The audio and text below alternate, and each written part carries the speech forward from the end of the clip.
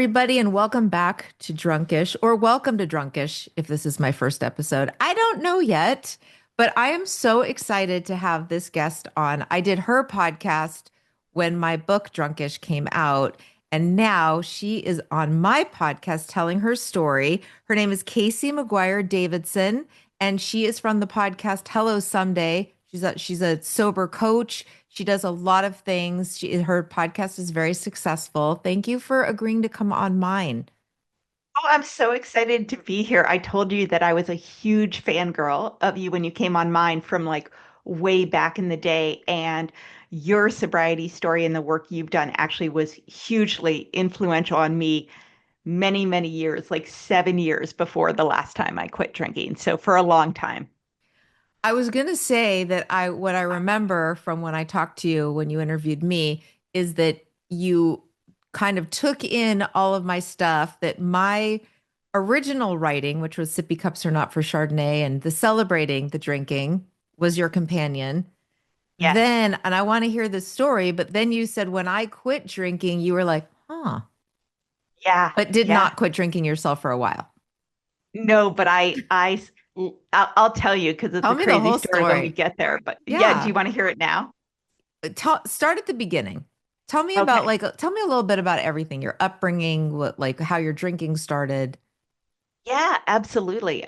It was sort of interesting because I was a very, very good girl. I was like, people pleaser, straight A's, really wanted my parents' approval the whole time growing up. And that was because my parents weirdly were diplomats. So they worked for the State Department. They were with the U.S. embassies overseas, both of them. And I grew up moving every 2 or 3 years to like different countries, but also different continents. So we moved, when I was 3 years old to Mozambique in Southern Africa, and then to Paraguay when I was 6 in South America, and then Zambia. I mean, it was crazy. And all that is to say that my parents were very busy. They thought their work was incredibly important, which, it was, but their priority was definitely not on the two little girls. And we had a lot of housekeepers, and I was always the new girl at school. So I was just working really, really hard to hustle, to fit in and make friends wherever I went. And when I was 14, I went to boarding school. And my sister and I didn't get along that well because, we were really close in age. We were a year apart, and that's really hard. When you're either besties or you're not, and we were not. So she went to boarding school in a different state than I was, and my dad happened to be in Africa, and my mom was in Brazil. So different states, different continents, you name it.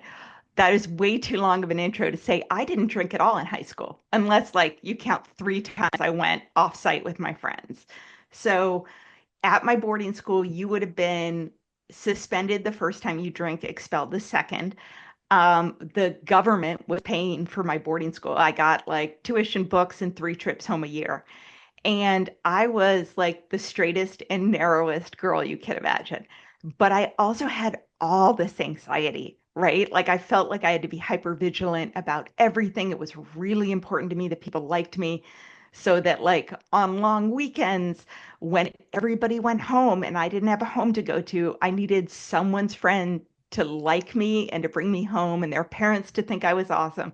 So to say I was uptight was like, a lot. That's very true. And then I went to college, and it was like really the first time I could drink without worrying about getting suspended.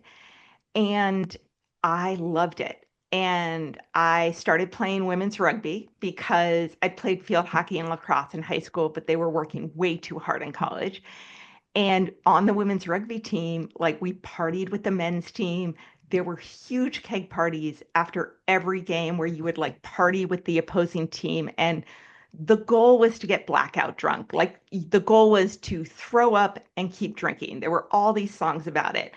And it was a crash course in really problematic drinking behavior that was totally celebrated.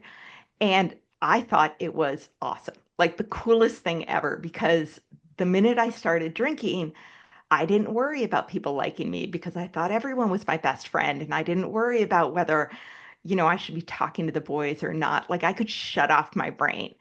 And so I spent, sort of like this split personality where I still got straight A's. I still really cared about what my parents thought. And then I would just binge drink and black out. And that was my college experience. And it was really fun for a while. The whole time, the whole 4 years. Oh God, yeah. I not only like I played rugby in the fall and the spring, but I was the captain of rugby my entire senior year. And we did the whole like you have a rookie and they need to bring you drinks at every party throughout the year. Like I keg stands and funnels and like I was a huge advocate for it, which looking back, I wonder how many people on that team ended up with drinking problems because it was crazy. Did you get I was always, hangovers?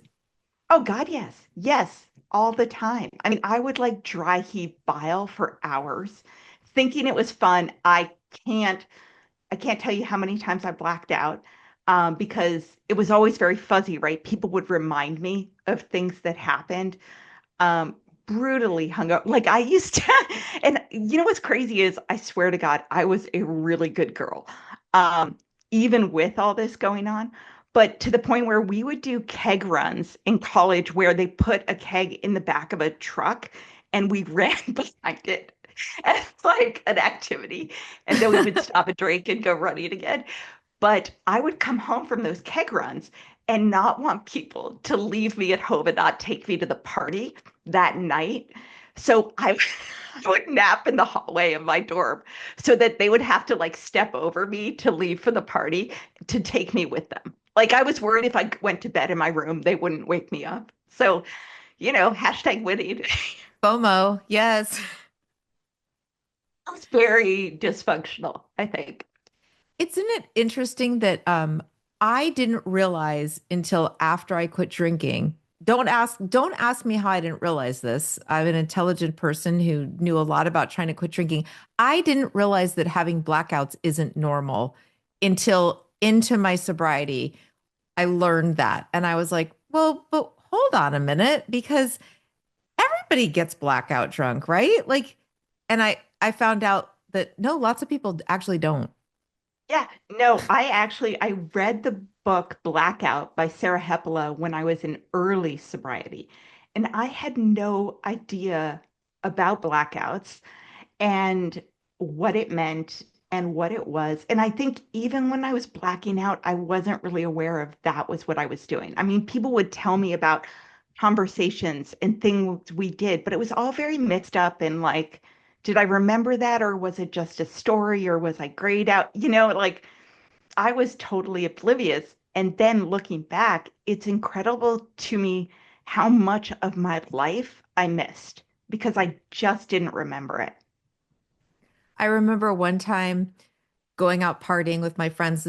I would have been very early 20s, and in the morning, waking up in the morning and being very scared because I was like, I'm going to look out the window. I don't remember what I did last night, and I don't know if my car will be in its parking space. And if my car's not in its parking space, I'm pretty screwed because I didn't even have flashes. Like I remembered Yeah, the very beginning of the evening, and then I woke up the next day.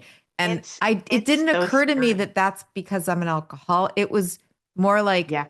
uh-oh, I got to be more careful with remembering where my car is. Yeah. Well, and some of the times you think it's fun, or you think it like one of the reasons I loved drinking was literally that anything could happen. And I would drink to get to the point that anything could happen, meaning like that was the goal.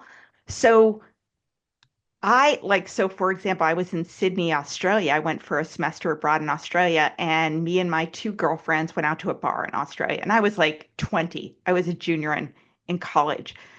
Apparently that night, who knew? I was in a blackout. I remember sort of kissing this guy near the bathroom.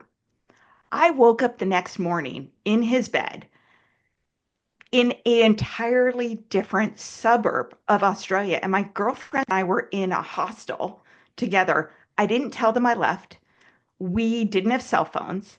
I had no idea where I was or how I was going to get home. Like there was no Uber. And I just was like, holy shit. I didn't know the guy's name. Luckily, okay, I'm going to say this, and this kept me out of a lot of trouble. I don't know if I'm supposed to share this. I happened to not have sex with my high school boyfriend because I wasn't that into him. And then I wanted it to be special, right? Like I was like, I'm not just going to screw some guy who, whatever. So I didn't have sex till my senior year in college because like I was just hooking up with randoms. That saved me so much. So I would like go hook up with this guy. But even in a total blackout, I'd be like, I am not having sex with you.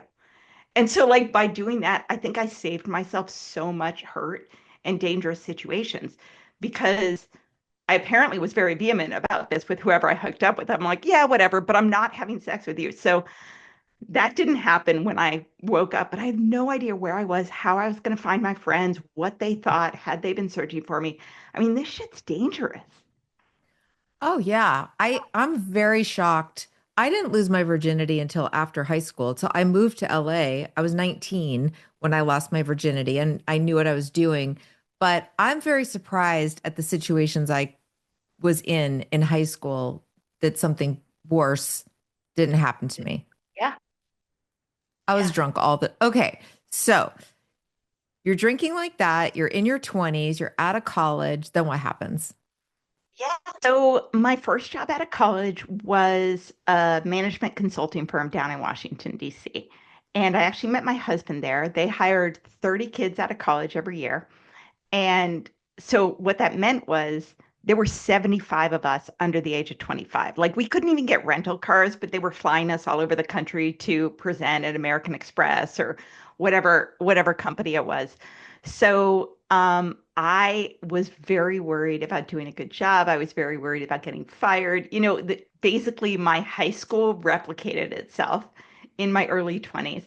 I had randomly like written on my resume. You know how you have nothing on your resume graduating from college to get a real job? So I'd put on there that I spoke German. Now, I had taken German in high school for 4 years and my first year of college. I did not speak German, but I needed something. Apparently, they hired me because they thought I spoke German. And my first job for them was getting on the phone, calling Germany at the middle of the night to find out like manufacturing times for air purification respirators. I shit you not. I have no idea how this happened. Oh So no. if you can imagine the panic attacks and imposter syndrome that like shot off the charts for me. So I just started this thing of like, I drink wine at night in my shitty basement apartment where I don't know how to cook because I went to boarding school college.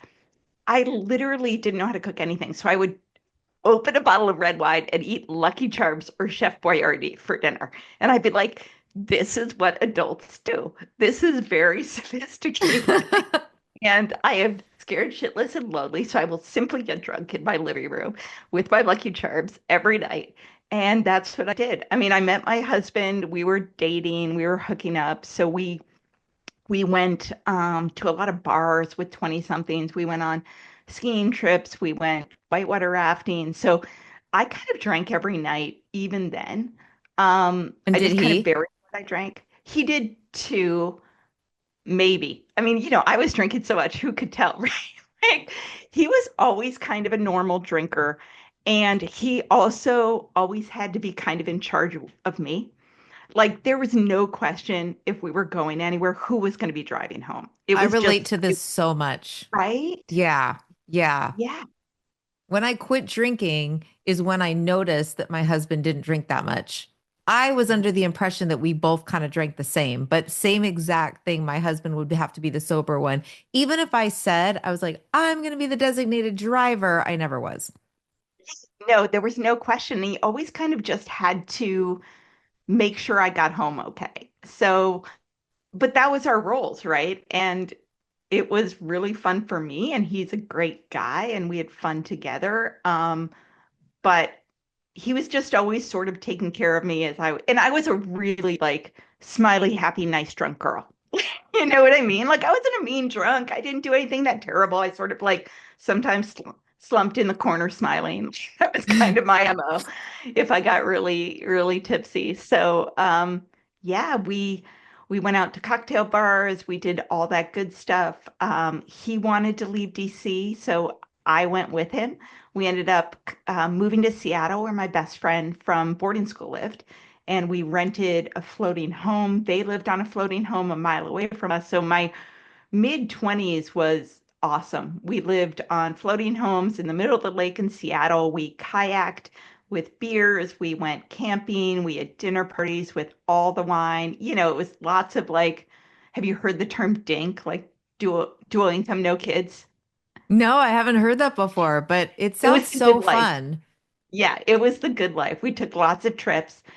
And again, I drank every night and it was fun.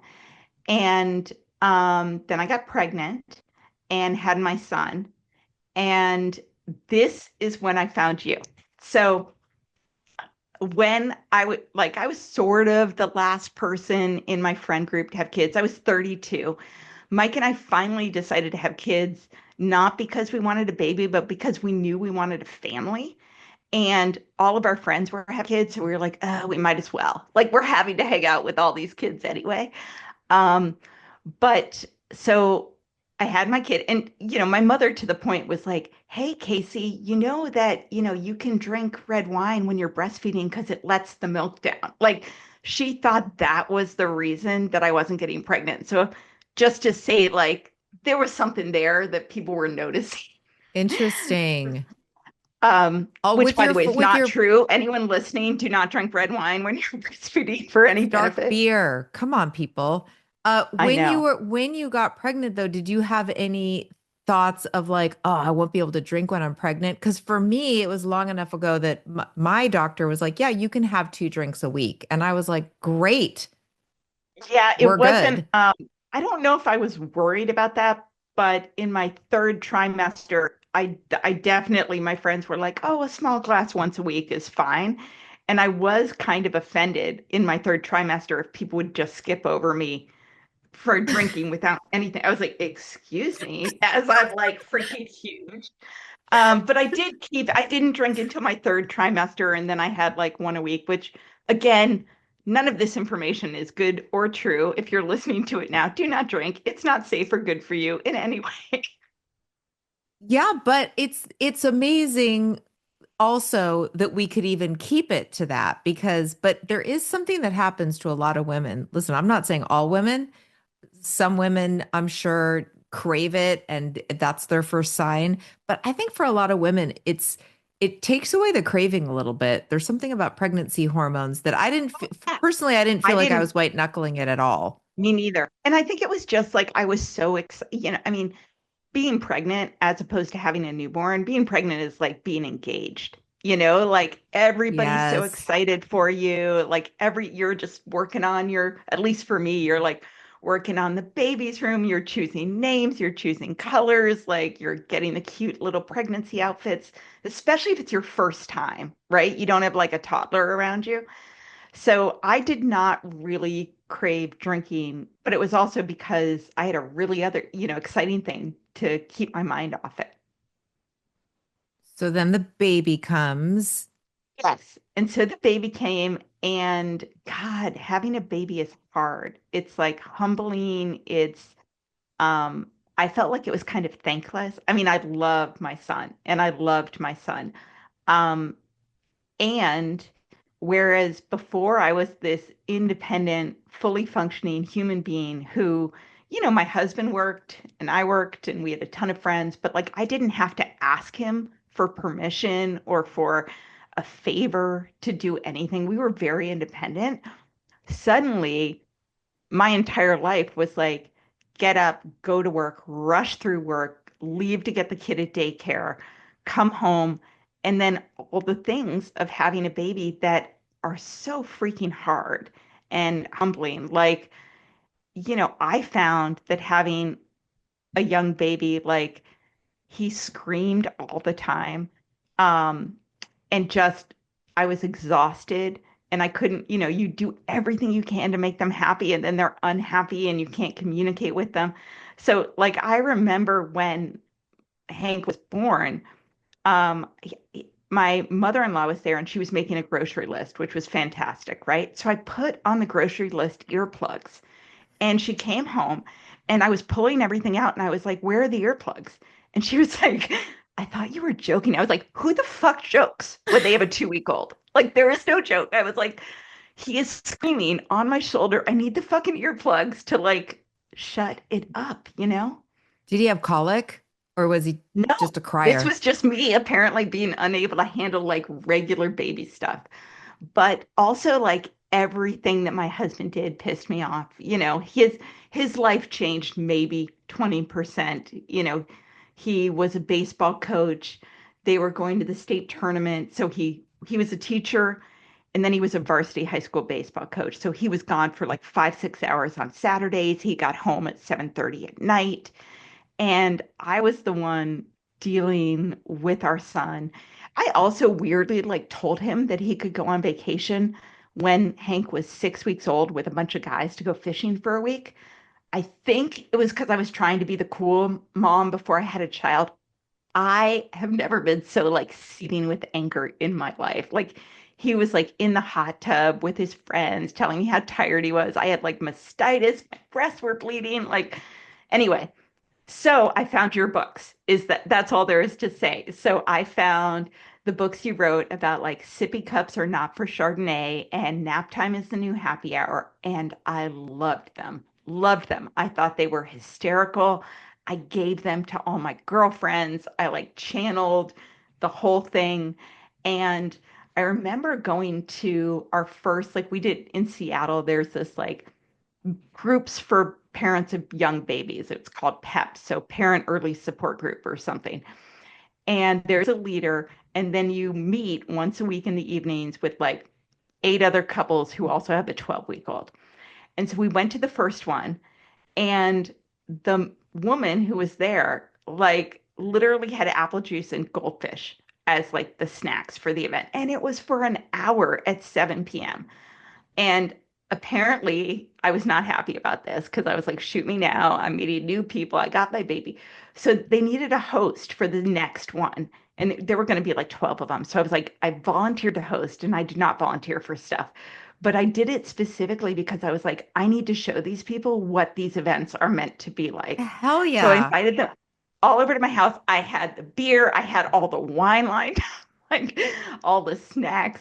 And so it was really important to me that like we were going to drink while we sat around and talked about our 12-week-olds. I mean, looking back, that was so messed up. My priorities were so messed up. And the fact that I thought that it would be a nightmare to sit around with other newborn parents for an hour not drinking at 7 p.m. on a weeknight is such a demonstration of like how important alcohol was to me and how hard I was trying to keep it in my life.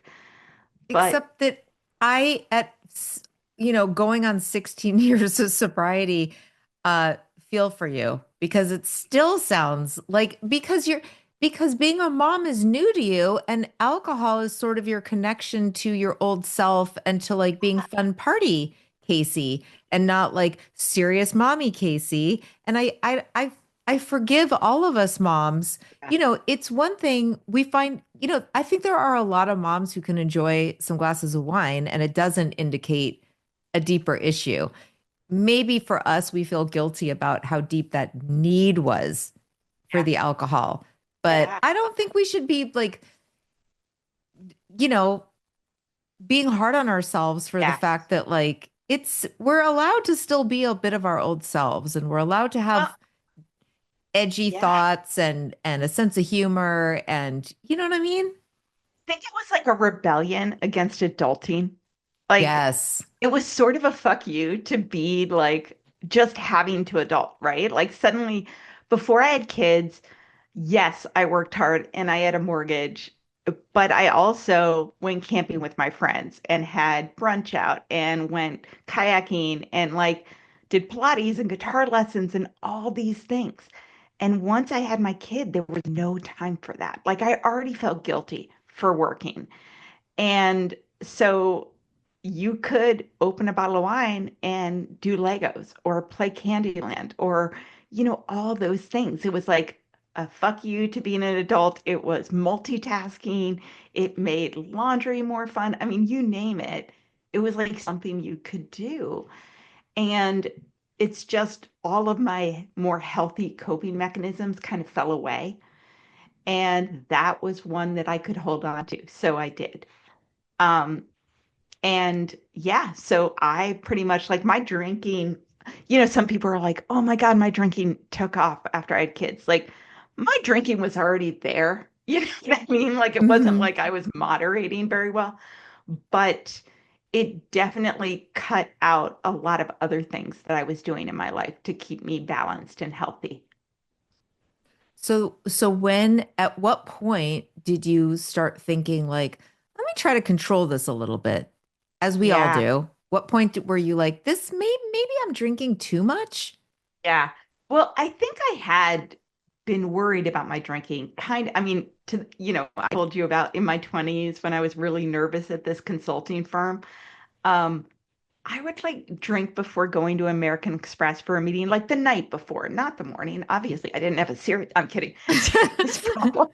Um, but I would set all my alarms, and then sometimes I would like wake up and just be puking up bile for hours. Now, clearly not a normal thing that people do, but in my mind, I was just like, oh, this is just what happens. And I remember telling my mom about it once, and she was like, Casey, I think you need to reevaluate your relationship with alcohol.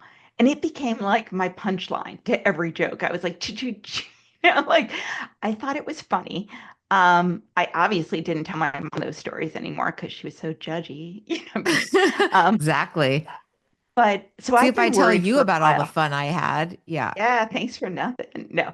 But so I just like I often was like, why did I do that? Or I won't drink till the weekend or only drink 2 drinks a night and just was in that cycle of like telling myself I wouldn't do it after a bad hangover, making all these rules, then saying screw it, then doing it again. I mean, on a I would say weekly basis, but the cycle usually happened, twice a week, if not more. So I was already worried. Um, I would do things like try to lose weight after having Hank. And, back in the day, you went on Weight Watchers, or at least I did. This was 16 years ago. And you would write down all your food. And I would go to my trainer, and it would be like, you know, egg white omelet for breakfast, salad for lunch, salmon and asparagus for dinner. And then I was so clueless, I would write down 6 glasses of wine. And I'd be like, dude, I'm within my point title. Like, total. Like, why am I not losing weight? And the trainer was like, what the actual? But I was like dumb enough that I wasn't embarrassed by writing that down. Like, Aw, I didn't think I had a problem. I was just like, this is what I consumed, therefore, right. Um, You're being a good but girl, telling the yeah, truth. Like I this was like, is, why is yeah. this math out not working? But when Hank was 6 months old, I read a book called Drinking a Love Story by Caroline Knapp. And I I know you know that one, right? Of Like course, I just it recommended is it to someone this morning. it is original, it is deep, and like I feel like from her first paragraph of the first chapter, it like had a hold on me because it hit way too close to home. It was like I fell in love with drinking. And because what I loved, was taking me to this place, I had to give it up. And I knew something was going on because what I did was I read it on my Kindle. And then every time I'd finish reading it, I would like open up 6 other books so it would be pushed down in my Kindle queue in case like my husband picked up the Kindle and so I was reading. I mean, there was paranoia there that was like, oh no, this is an issue. So I read her book while drinking red wine. And if you look at the book's cover, it has a glass of red wine and a woman on the cover. And then I wrote myself like a letter in a Word document. I swear I have to see if I still have these somewhere. That was like, oh shit, I have a problem with alcohol. I need to stop drinking. This is serious. And I wrote it on a Tuesday. And then what's hysterical is on Thursday, I came back and wrote above that in the Word doc, just kidding. Just JK, JK, JK. to myself. Like that was like so ridiculous.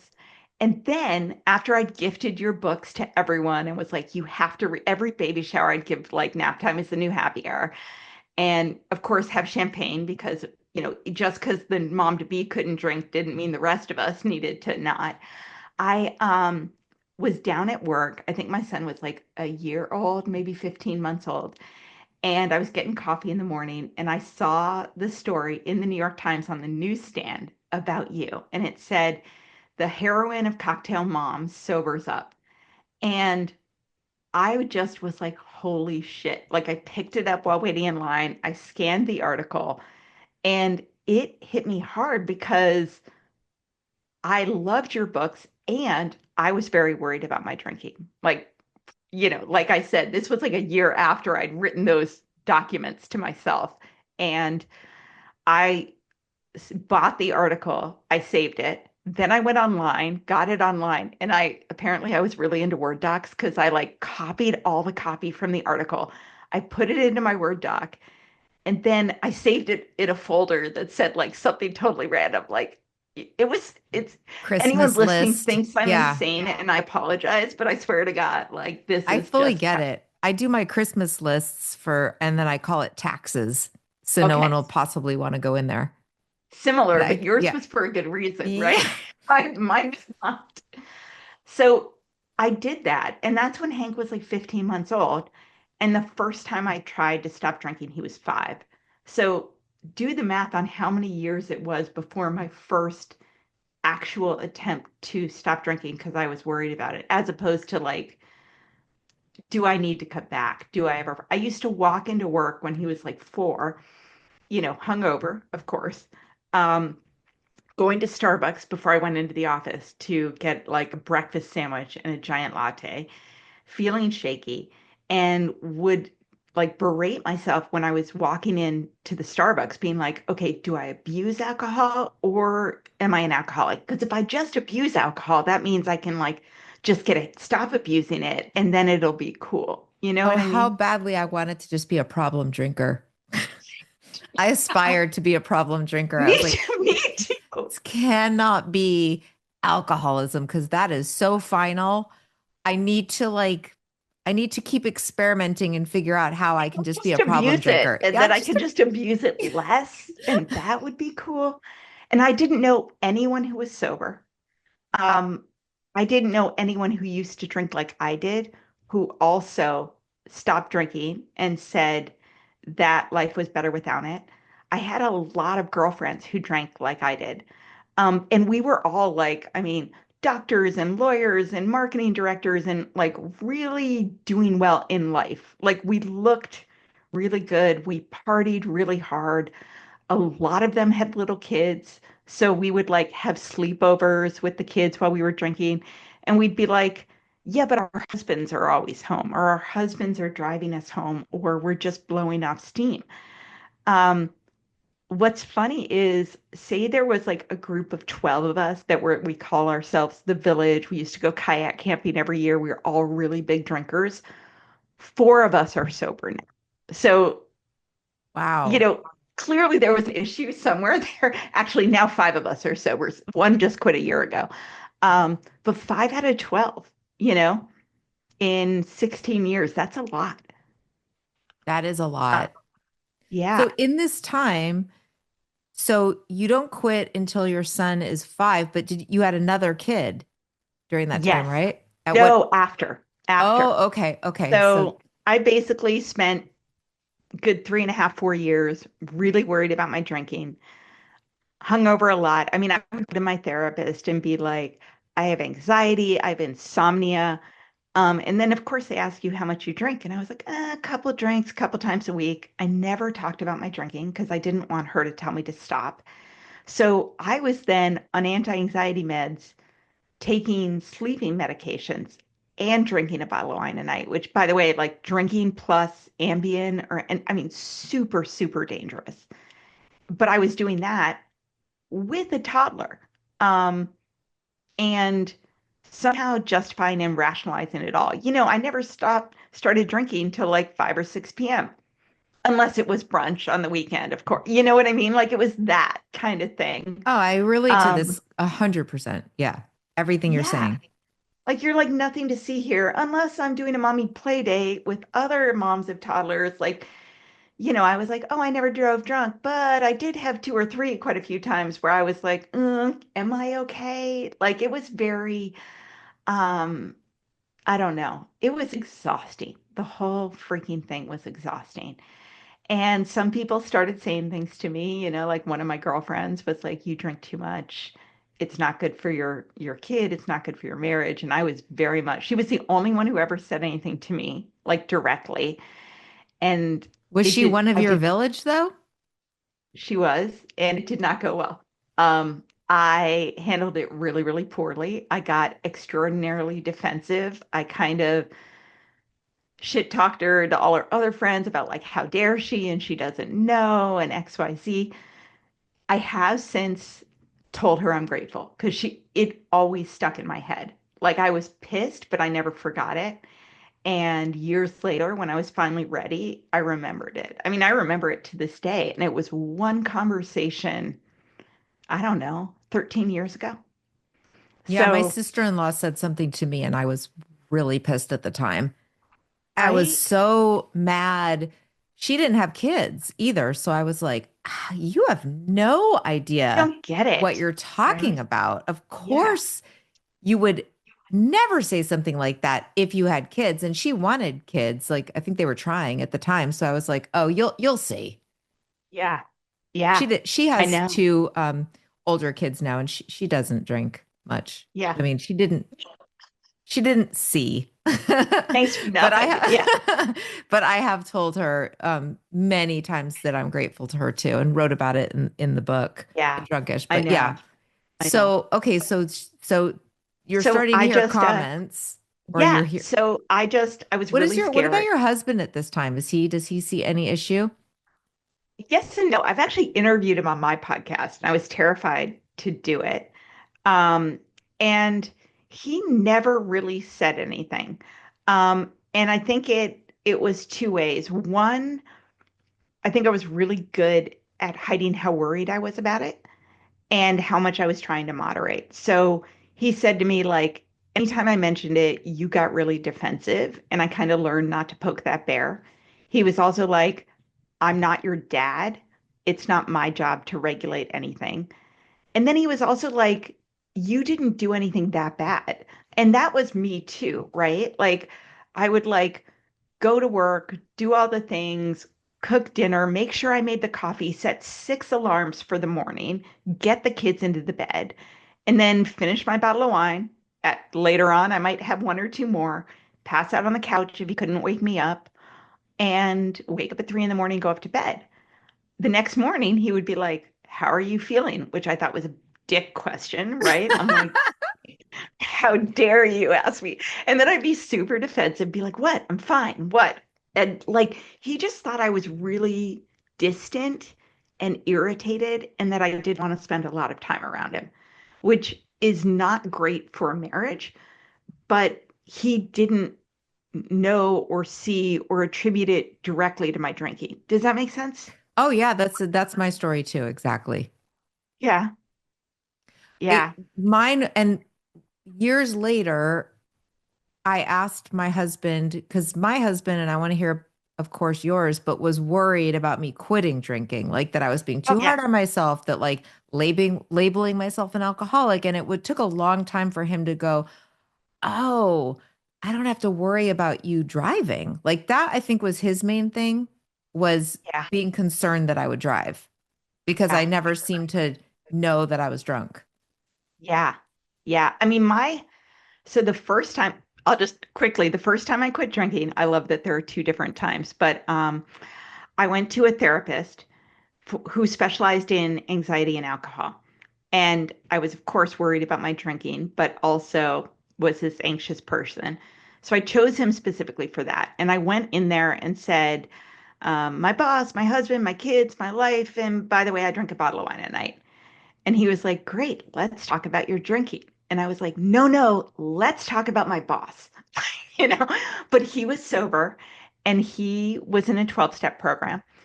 And he really encouraged me to try AA.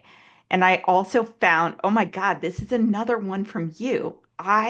Okay, so clearly I was stalking you for a long time, but you had a blog called Don't Get Drunk Fridays, right? Yes. And this is I'll tell you 11 years why. ago. Because Tell me why. when I quit drinking, I got like really obsessed with talking only about the fact that I'd quit drinking and that's all I wrote about. And people were getting annoyed. And my husband was like, maybe you should just keep that to like 1 day a week on your blog. Cause My you God. get like Yeah. obsessive about it. That's all I Yeah. wanted to talk about. That's all I was interested in. And so he was like, maybe you should just do 1 day a week. So I was like, okay. Friday, I'll do Yeah. that. And then and I'll also let other people tell their stories. I've always obviously had an interest in everybody else's, like, Yeah. what happened when you thought, just found out you drank too much? Yeah. Yeah. Well, so you had that, and it really was a godsend because you had started this, long ago group. I think it was originally on Yahoo and then it went to Facebook. And I started right before it went to Facebook. So I got on the Yahoo early and it was called the Booze Free Brigade.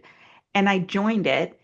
And it was the first time that I had shared anything with anybody about my worries about my drinking. I once it went to Facebook, I remember sitting there in my director office at this startup and posted like a picture of me and my son, he was 5, and wrote, I'm 37 years old, I work in tech, I XYZ, I have this gorgeous son, and I'm worried I drink too much, blah, blah, blah, blah, blah. And I hit post, I was like shaking. And then I went back to my regular Facebook page and like refreshed it 17 times to make sure it didn't appear on my personal page. And then I had to go to a meeting.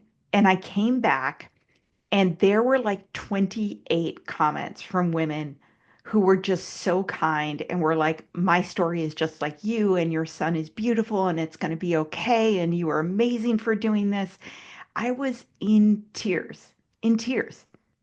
So what did I do? I copied it all. I put it in a Word doc. Like, I'm not kidding. But it was amazing. It helped me so much. So someone in the group who lived in Seattle, who was my age, was 4 months sober and was going to AA. And my therapist encouraged me to go to AA, and she said she'd take me. So I went to AA, and I went for about 4 months. And I met some really, really nice people. I think I did myself a disservice in terms of I went only to big book meetings, and I am like anti-religious and apparently have a lot of issues with that. And so it wasn't like the right fit for me for where I was at that moment. And also, the meetings took a really long time with a 5-year-old and a full-time job. And my husband, like you said, was not that into it. He was like, is this like really what's going on? I think you're being kind of extreme. Like, is AA kind of a cult? Like, he was not into this like Yeah, thing that I was doing. And, what we want to go back to drinking, right? Like I didn't really want to stop. right. So I was 4 months sober and I found out I was pregnant with my daughter, which we had been trying. And so I kind of did this slow shuffle back. Like I'm pregnant now, I'm better, it's all good. That was a nice experiment. And then when I had my daughter, it was really easy for me to be like, oh, I'm happier now. I'm less stressed. My marriage is better. Not attributing any of that to the fact that I had not been drinking for a year, right? Like, I'm less anxious. My marriage is better. I'm happier. Therefore, I can drink again. Not all of this is happening because I'm not drinking, which was the truth. And so couldn't believe my husband just was like, "Oh, you were going to Alcoholics Anonymous, but absolutely, you can have a glass of wine at dinner, right?" But he was, not that on board with me going to AA. So, I was like, "Oh, I think I just want a glass of wine on a date night." And he was like, "Okay, cool." And then the next Friday, I was like, "Well, it's Friday night. I'll bring a bottle home for us to share." In no time at all, it was a bottle for myself 7 nights a week, unless I was trying to white knuckle it. And everything came back pretty quickly. The worrying about my drinking, the anxiety, the defensiveness, the waking up with hangovers, hating looking in the mirror, feeling shaky, then saying I wouldn't drink, then drinking again. And it took me almost 2 years to stop again. And the whole time I was on the BFB reading, I didn't post because, I felt like a total hypocrite. So I just would read everyone else being braver than I was, saying I'm on another day one, saying, okay, I need to stop, saying this happened. I was like a mouse, never said anything, but I was reading the whole time. And I was worried. And nothing ever terrible happened. It was just this death of a thousand cuts. And you know how they say like recovery ruins you for drinking? It was, Yes. I had had that year. So every time I felt a panic attack, and every time I felt shaky, and every time I stood up at the bus stop and didn't want people to look at me too closely because I was hungover, like I knew too much. I knew it wasn't my boss or my husband or my kids. Like I knew it was the alcohol. And so for those 2 years, I was like, oh, this is because I drink too much. And the whole time I knew I was going to have to stop. At that point, I wasn't like, am I going to have to stop drinking? It was like, how long can I play this out? Like maybe I could drink for another year or so. And finally, like six things happened in a week, and it wasn't that huge. It was like my husband told me that I'd watched the episode of Scandal the night before. And I was like, no, I didn't. And I was 100% sure that he was messing with me and that he doesn't know, he doesn't hang out, he's not around. And then right at the end of the episode, something was familiar. And I was like, oh my God, an entire hour of my life last night, I have no, like it is wiped blank from my head. And, just enough things happened that I was like, I was up at 3 a.m. as you are. I was reading this BFB Facebook group. Someone way braver than me said another day one, and I was reading all the comments, and someone said, you should talk to this coach. And I don't know why that day versus any other, but all I thought was like, I cannot do this to myself anymore. I can't live this way anymore. I was like, I am going to fuck up my marriage and my life and my kids, and it's going to be my own fault.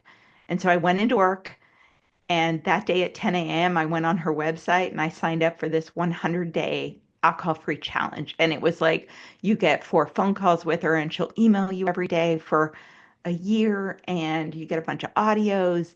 And that was my last day one. Like that was the day I stopped drinking over 9 years ago. But at Wow. the time, I wanted to drink on day two, and I wanted to drink on day four, and I really wanted to drink on day 16.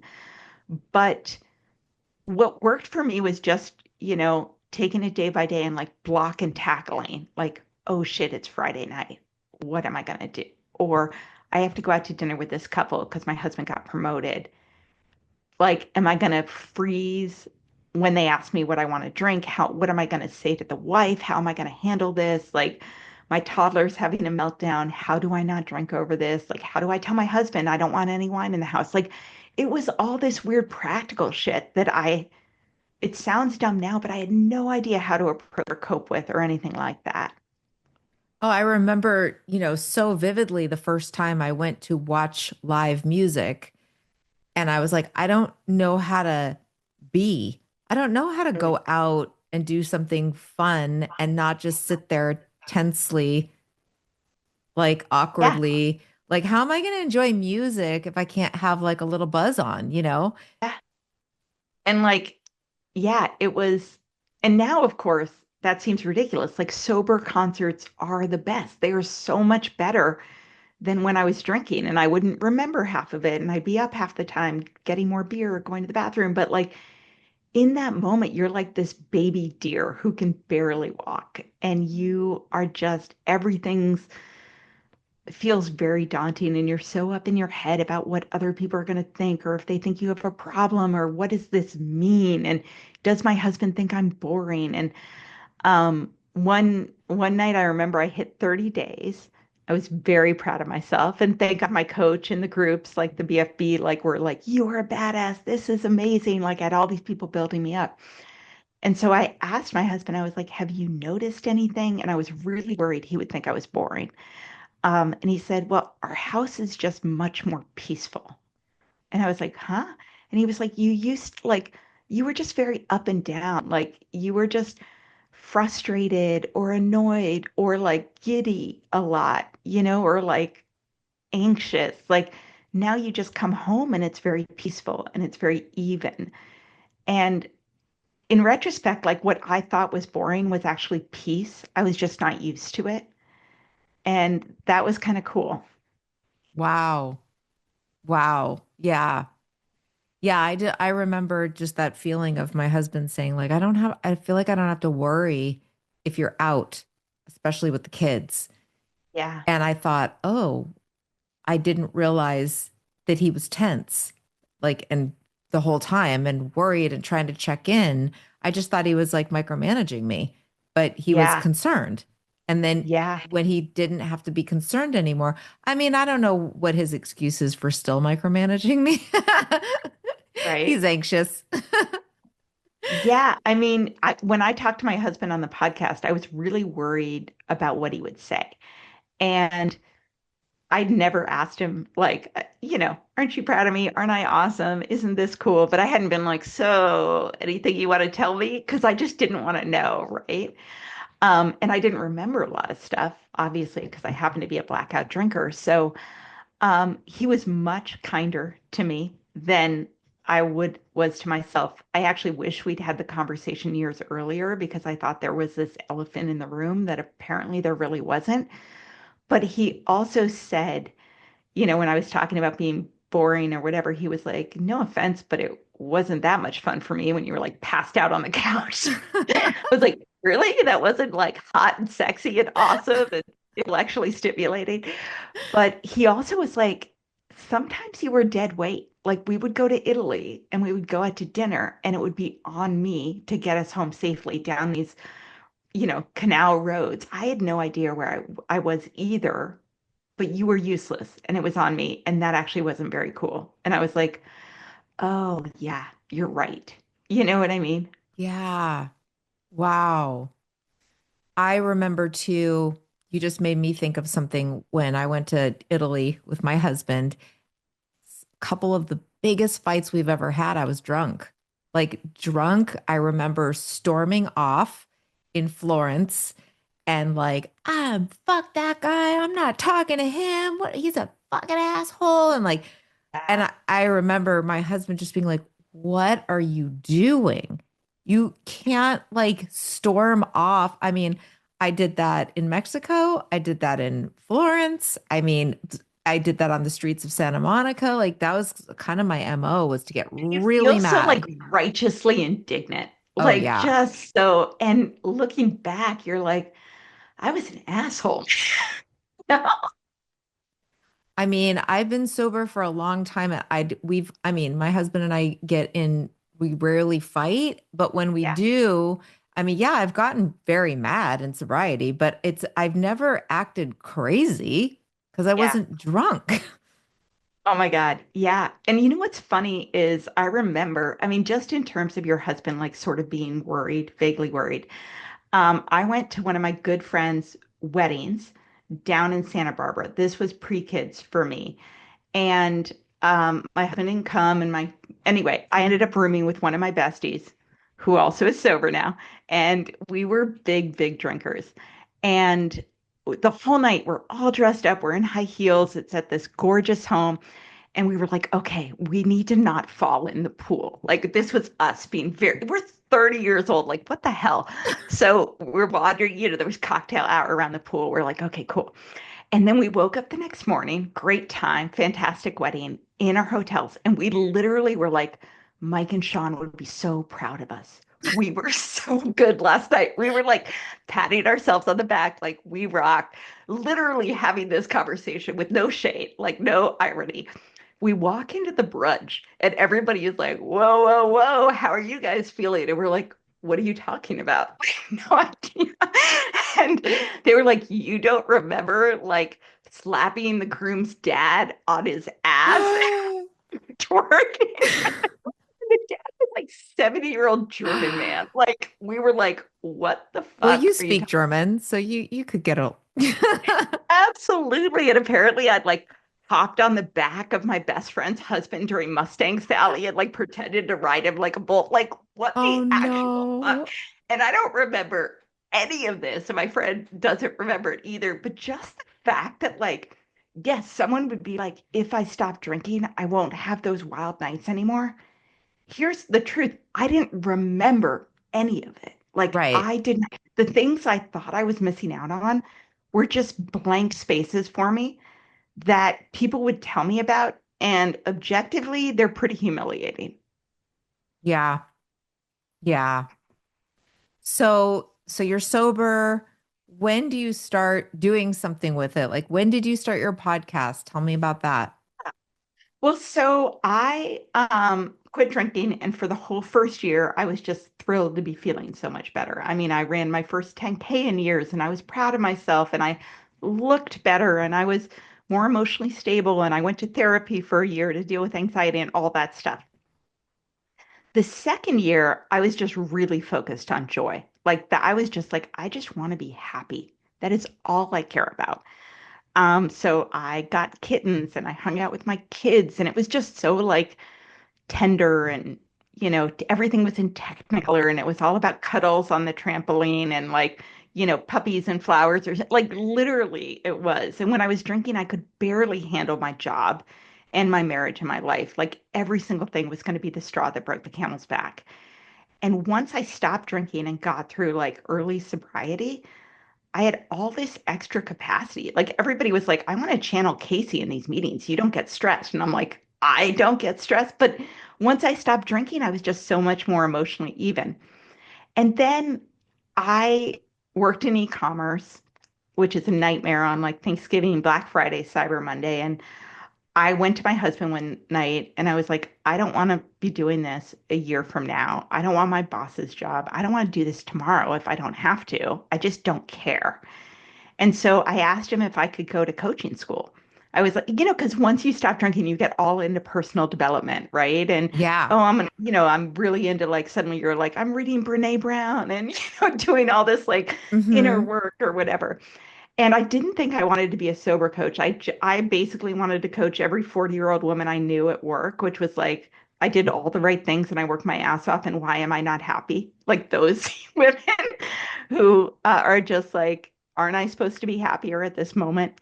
But I went to coaching school on nights and weekends and for 9 months.